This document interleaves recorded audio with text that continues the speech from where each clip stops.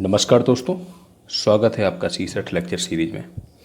दोस्तों, इस लेक्चर में हम जो पिछला लेक्चर पढ़ा था उससे आगे का पढ़ेंगे और इसमें हम जो कैलेंडर टॉपिक हमने पिछले लेक्चर में स्टार्ट किया था और जहां उस लेक्चर का एंड हुआ था उससे आगे हम लोग पढ़ने वाले हैं।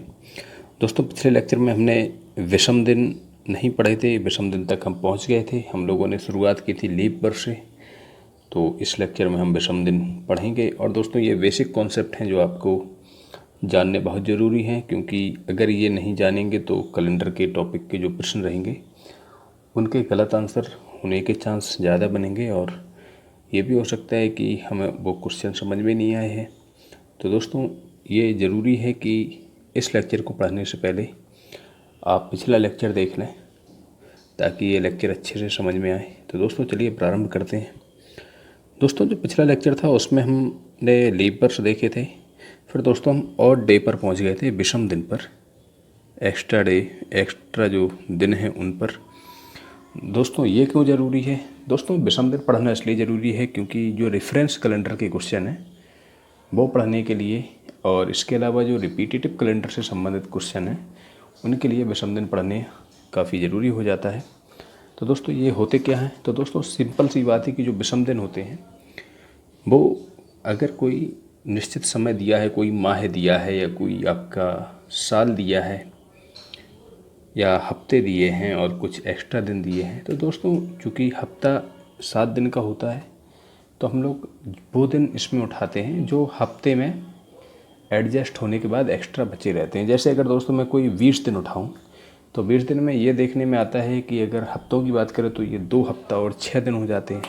अगर 21 दिन उठाएँ तो फिर उसमें 3 हफ्ता हैं, उसमें कोई भी एक्स्ट्रा दिन नहीं है, तो वो विषम दिन उन 21 दिन में नहीं होंगे।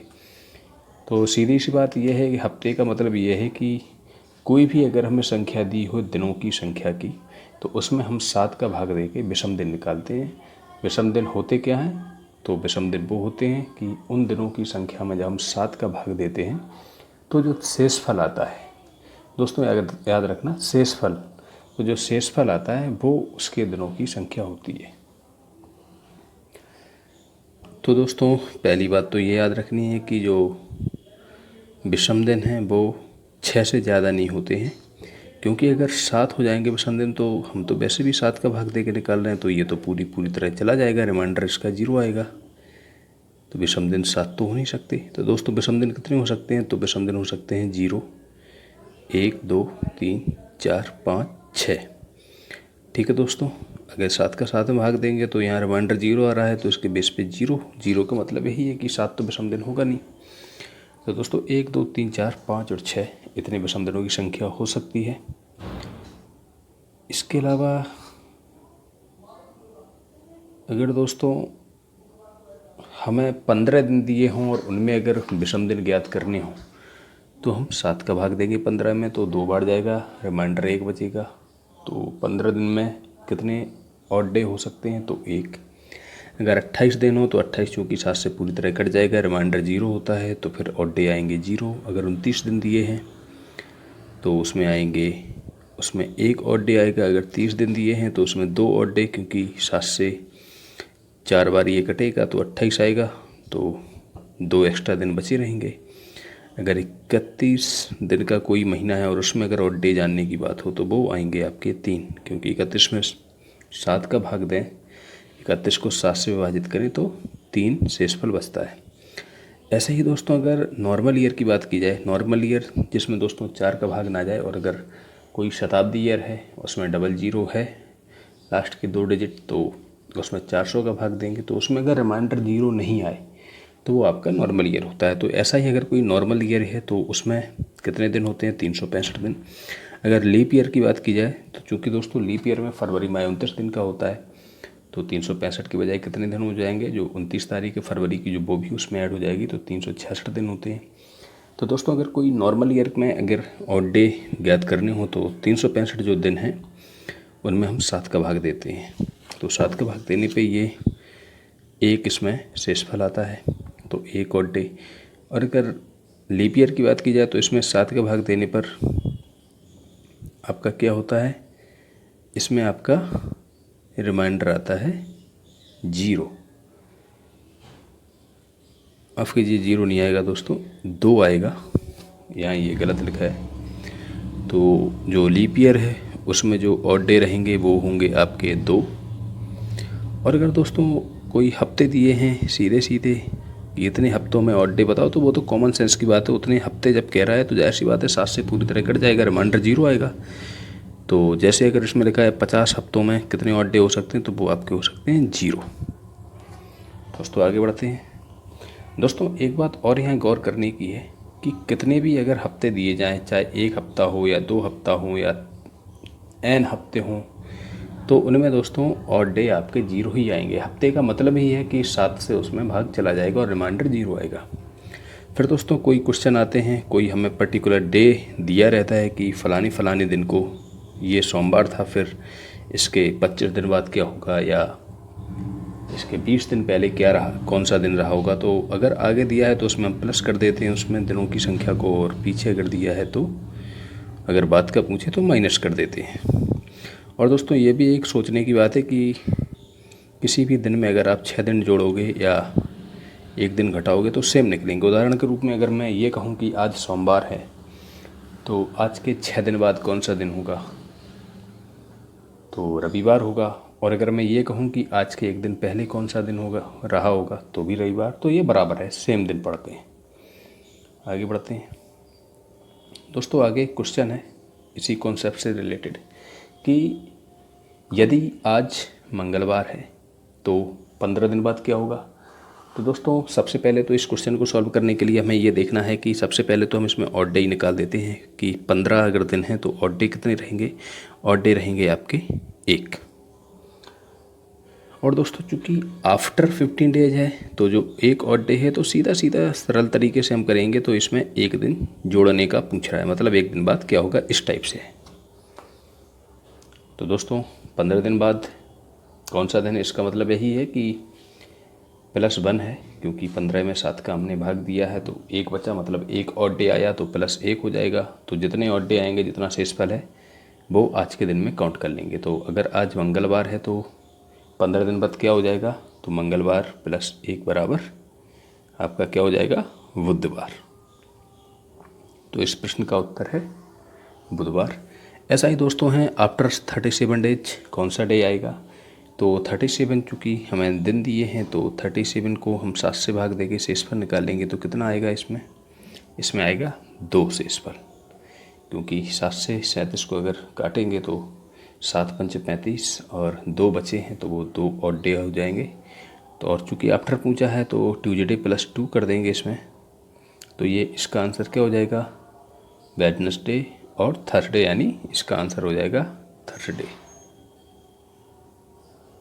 फिर दोस्तों तीसरे क्वेश्चन में गौर करो, इसमें लिखा है बिफोर, और चूंकि यहाँ डे हैं 22, अगर 22 में हम लोग ऑड डे की बात करें तो 7 का भाग दे के निकालेंगे तो कितने आ रहे हैं, 1 ऑड डे आ रहा है।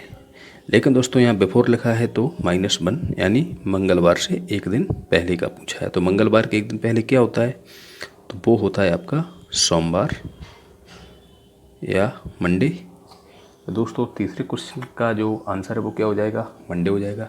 फिर दोस्तों ऐसा ही चौथे क्वेश्चन में है बिफोर 60 डे। तो 60 डेज में अगर हम ऑड डे निकालें तो 60/7 करके देखेंगे तो कितना हो जाएगा, 60/7 करने पे आ जाएगा 4 रिमाइंडर आएगा। और चूँकि यहाँ बिफोर है तो -4 हो जाएंगे। तो थर्सडे से -4 अगर हम देखें, अगर दिनों को काउंट करें तो क्या आएगा आपका, फ्राइडे।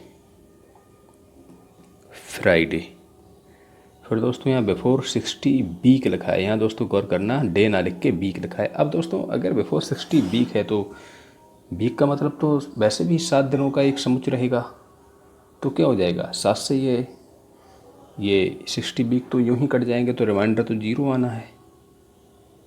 तो मंगलवार से अगर हम 0 काउंट करें, चाहे प्लस चाहे माइनस, 0 + माइनस तो होता नहीं है। तो यहाँ आफ्टर जो बिफोर आपका 60 वीक लिखा है ये आपका ट्यूजडे ही रहेगा। और दोस्तों एक बात और गौर करने की, अगर इसमें आफ्टर भी 60 वीक लिखा होता तो भी यहाँ आंसर मंगलवार आता।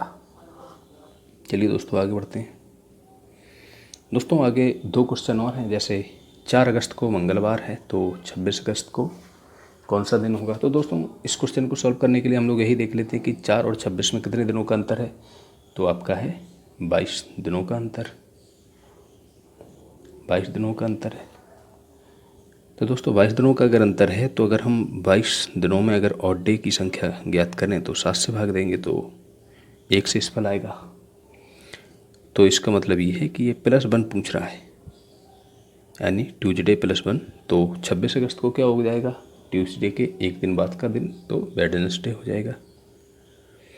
ऐसे दोस्तों दूसरे क्वेश्चन में है 30 अप्रैल को अगर संडे है तो 1 अप्रैल को क्या होगा। तो 30 और 1 में हम लोग अंतर देख लेते हैं, तो कितने का होता है, 29 का अंतर होगा। अगर इसमें ऑड डे देखें तो 1 आएगा। अब चूँकि दोस्तों यहाँ 30 जो अप्रैल है वो बाद में आया होगा, 1 अप्रैल पहले आया होगा, तो यहाँ -1 का कॉन्सेप्ट हो जाएगा। तो संडे -1 कौन सा दिन हो जाएगा, संडे से एक दिन पिछला, तो आपका हो जाएगा सैटरडे आंसर। दोस्तों कुछ क्वेश्चन और देख लेते हैं।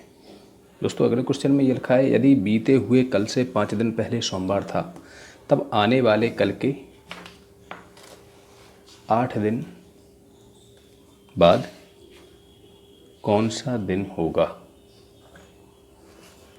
क्या लिखा दोस्तों, यदि बीते हुए कल से 5 दिन पहले सोमवार था तब आने वाले कल के 8 दिन बाद क्या होगा। दोस्तों हमें यहाँ इस क्वेश्चन में सीधा सीधा ये देखना है कि 5 दिन पहले और 8 दिन बाद, मतलब इसका मतलब क्या है। तो इसमें दोस्तों अगर देखा जाए, यदि बीते हुए कल के 5 दिन पहले सोमवार था तो बीता हुआ कल है, तो बीते हुए कल का 1 दिन हो गया, फिर आपका हो गया 5 दिन पहले, तो ये 5 हो गए। फिर इसके बाद क्या हुआ, आने वाले कल का भी 1 हो गया, फिर आपके कितने हो गए 8 दिन बाद, तो 8 ही हो गए। तो दोस्तों अगर देखें तो टोटल कितने दिन बन रहे हैं, चूँकि दोस्तों बीता हुआ कल भी ऐड होगा, उससे 5 दिन पहले के ऐड होंगे, तो 5 और 1 6। फिर दोस्तों आने वाला कल भी ऐड हो जाएगा और उसके बाद के 8 दिन होंगे, तो 8 और 1 9, तो कितने हो जाएंगे, तो 9 और 5 14, 9 6 15, 9 और 5 14 और 1 15, तो टोटल दिनों की संख्या है 15। अब दोस्तों इसमें भी हम लोग सीधा देख लेते हैं कि ऑड डे कितने होंगे, तो 7 का भाग देंगे, ऑड डे होगा 1।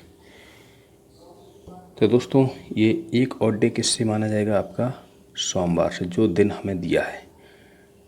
तो बीते हुए कल से 5 दिन पहले सोमवार था, तो आने वाले कल के 8 दिन बाद कौन सा दिन होगा, तो सोमवार +1 बराबर कितना हो जाएगा आपका आंसर, मंगलवार। ठीक है दोस्तों, अगला क्वेश्चन देखते हैं। अगले क्वेश्चन में है, यदि 6 दिन बाद शनिवार है तब बीते हुए कल से 9 दिन पहले कौन सा दिन था। दोस्तों यहाँ सीधा सीधा दिया है, यदि 6 दिन बाद रविवार है तो ये हो गया 6 दिन बाद। फिर दोस्तों क्या हुआ है, तब बीते हुए कल से 9 दिन पहले कौन सा दिन था। तो बीता हुआ कल, एक बीते हुए कल का, फिर उसके पहले के 9 दिन और, तो ये पूछ रहा है कौन सा दिन है था, तो वो माइनस में कॉन्सेप्ट रहेगा। तो पहले इनको जोड़ लेते हैं, टोटल दिन कितनी है, 9 और 1 10 और 6 16।